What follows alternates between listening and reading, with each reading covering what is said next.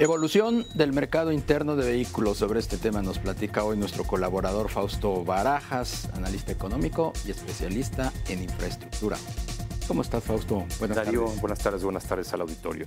Pues como decías, la evolución del mercado interno, hace unos días platicábamos también aquí en el programa sobre el tema de los aranceles y la industria automotriz.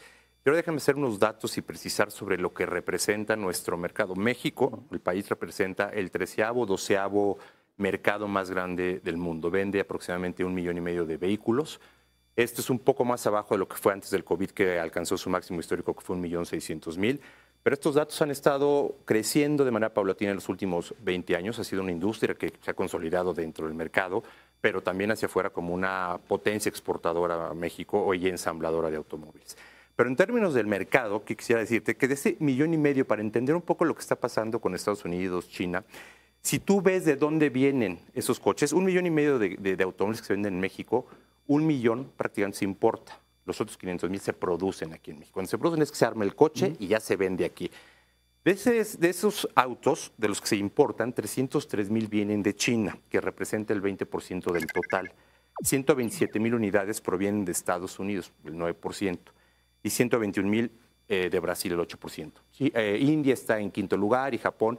Esos 5 países representan el 50% de los coches que se venden en México y cerca del 1 millón de vehículos que se importan. Ahora, ¿qué ha pasado en los últimos años? Que de ahí viene, creo yo, mucho el malestar de lo que está manifestando el gobierno norteamericano.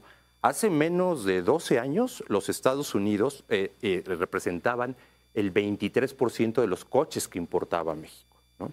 China no pintaba, o sea, hace 10 años China era el 0, 1%. Hace solamente 4 o 5 años, China representaba el 7, 8%. El año pasado, como lo mencionaba, representa el 20% de los coches que hoy se venden en México. Y cuando decimos se importan de China, no es que sean las marcas chinas propiamente o los modelos los que están abarcando. Esos son los coches que se ensamblan en China y de ahí se importan, o los que se ensamblan en México se importan a Estados Unidos o de Estados Unidos para acá. Hay el tema de lo que mencionabas la otra vez, de la complejidad de esta industria, que tú puedes armar unos pedazos de un coche aquí, mandarlos a China, luego regresar a los Estados Unidos y ahí se acaba de ensamblar y ese coche se exporta de ahí a un país.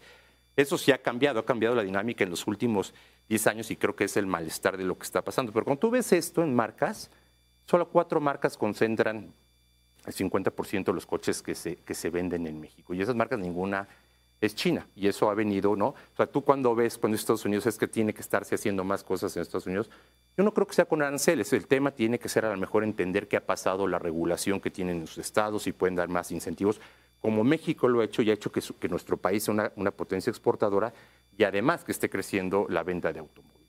Entonces, México ha sido un país que ha venido creciendo. ¿Y a qué se debe eso? Estabilidad económica de las últimas 3 décadas, el acceso al financiamiento, Darío, que en términos de lo que ha hecho la banca, lo que ha ocurrido en los últimos 10 años se ha duplicado más que en términos reales, cerca de 180,000 millones se dan a través del financiamiento solamente de la banca, que eso representa el 20% del total que se financia, que el resto se financia con las afianzadoras de las automotrices.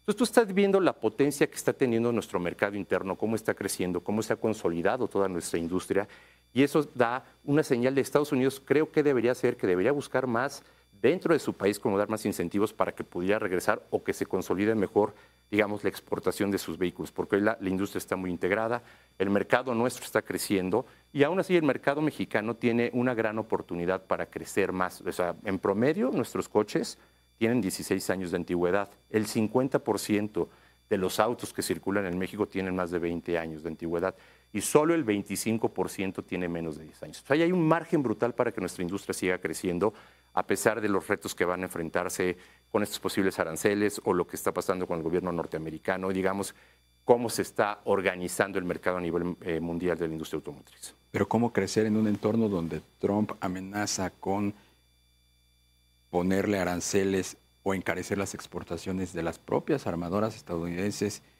que manufacturan en México con el objetivo de llevarse la producción a su país.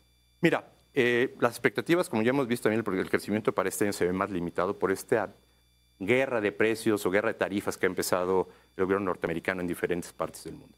¿Cómo crecer? Lo que estaba mencionando de los créditos automotrices no son baratos, pero la industria está creciendo y el crédito está más que duplicándose en menos de 10 años.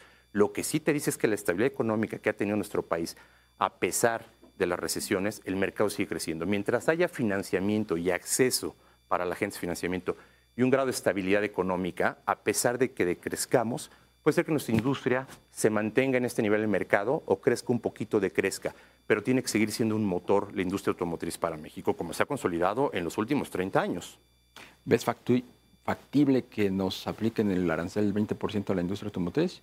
Lo veo complicado. ¿Por qué? Por lo que hemos platicado aquí la otra vez en el programa y hoy mismo es la integración de esta industria es mucho más sofisticada de lo que se puede entender de decir, le pongo un arancel. Los mismos que también van a respingar va a ser la industria, no nada más automotriz, autopartera, que también forma parte en Estados Unidos y que está muy vinculada con México. Ya no se puede desagregar la vinculación que tenemos en los mercados, no nada más en Estados Unidos y México, a nivel global de la industria automotriz. Pues Fausto Barajas, analista económico, especialista en infraestructura. Muchas gracias por el comentario. Muchas gracias, Darío, y buenas tardes. Buenas tardes.